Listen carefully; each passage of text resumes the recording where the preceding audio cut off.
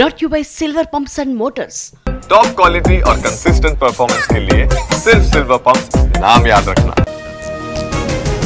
ఢిల్లీలో బీసీల పోరు, రిజర్వేషన్ల పెంపు కోసం నిరసన, హాజరు కానున్న అగ్రనేతలు.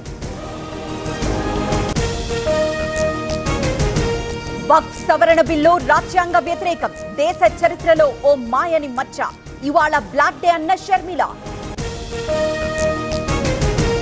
సాయంత్రం నెల్లూరుకు కాకాణి, మైనింగ్ కేసులో విచారణకు హాజరుపై ఉత్కంఠ, క్వాష్ ముందస్తు బెయిల్ పిటిషన్లపై రేపు విచారణ. విడుదల రజనీ ముందస్తు బెయిల్ పిటిషన్ ఇవాళ విచారించనున్న హైకోర్టు, డబ్బు వసూలు ఆరోపణల కేసు వ్యవహారం.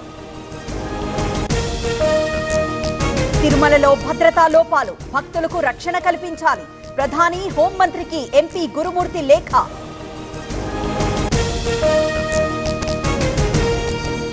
ఎత్తర కాషాయ జెండా, రాజాసింగ్ మరో పాట విడుదల, జై భవానీ అంటూ సాంగ్.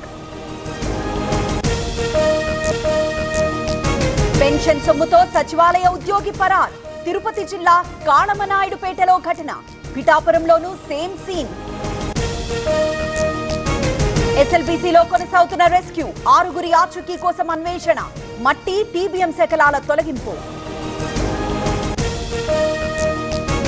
ఎల్ఆర్ఎస్ ఆదాయం 1000 కోట్లు, ముగిసిన 25% రాయితీ గడువు, పెంపు దిశగా సర్కార్ యోచన.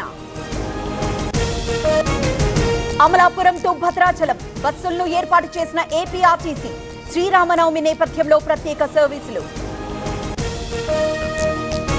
పల్నాడు జిల్లా నర్సరావుపేటలో కలకలం, బర్డ్ ఫ్లూతో 2 ఏళ్ల చిన్నారి మృతి, నిర్ధారించిన ఐసీఎంఆర్. సిద్దిపేటలో అగ్ని ప్రమాదం, షార్ట్ సర్క్యూట్ తో ఇంట్లో మంటలు, కాలి బూడిదైన కారు, 3 బైక్లు.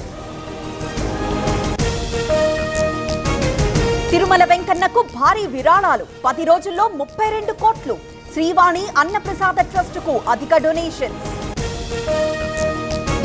పార్లమెంట్ లో హోరాహోరీకి రంగం సిద్ధం, వక్ఫ్ బోర్డు చట్ట సవరణ బిల్లుపై ఇవాళ చర్చ, సభ్యులకు విప్ జారీ చేసిన అన్ని పార్టీలు.